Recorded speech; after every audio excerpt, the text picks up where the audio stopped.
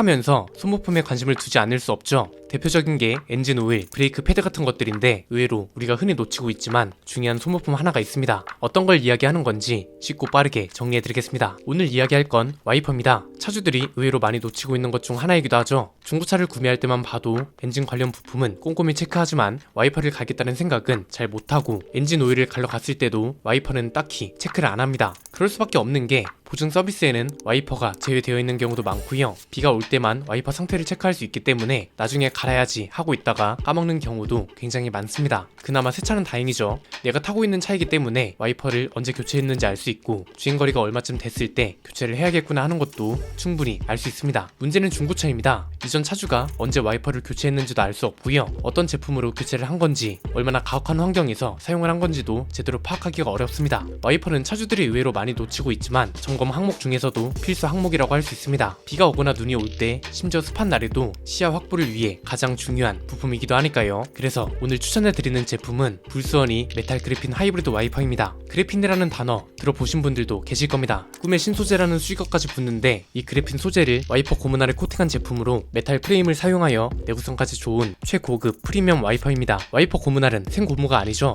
유리창과 고문알 사이의 마찰을 줄여서 소음과 떨림을 방지하기 위해 코팅이 되어 있습니다. 일반적인 와이퍼는 대부분 흑연 성분의 코팅액을 사용하는데 오늘 소개해드리는 불스원의 메탈 그래핀 하이브리드 와이퍼는 그래핀 코팅액을 사용한다는 게 가장 큰 특징입니다. 자, 그럼 왜 그래핀이 꿈의 신소재라 불리냐? 간단합니다. 일단 머리카락 굵기의 10만 분의 1 크기로 현존하는 가장 얇은 소재로 알려져 있고요. 동시에 강철 대비 200배 강한 강도를 지닌 소재이기도 합니다. 디스플레이, 태양 전지, 반도체 이런 다양한 과학 및 산업 분야에 응용되고 있기도 하고요. 이런 소재를 사용한 와이퍼의 장점도 명확하겠죠. 우선 마찰을 줄여주는 효과가 있습니다. 특정 브랜드나 모델들이 특히 드드득 소음이 나는 경우가 많은데 이런 차에 쓰기 굉장히 좋다고 할 수 있고 실제로 사용해보면 소음과 떨림 감소에 탁월한 성능을 보여주는 게 특징입니다. 그리고 그래핀의 좋은 성능이 고문 아래 그대로 견고하고 단단하게 코팅되어 있기 때문에 내구성도 일반 제품 대비 뛰어나고 와이퍼를 각 교체했을 때 볼 수 있는 깨끗하고 맑은 성능이 오래도록 유지되는 것도 특징입니다. 왜 엔진 오일도 처음에 갈았을 때는 차가 굉장히 부드럽다가 나중에는 다시 돌아오는 것처럼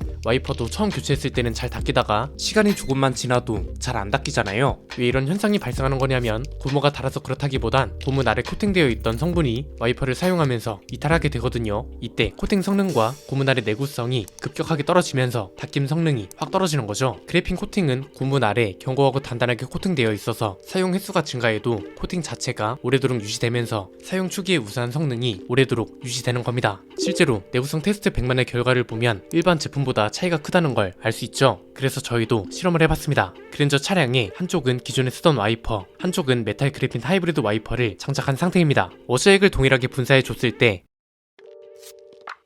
닦임 성능뿐 아니라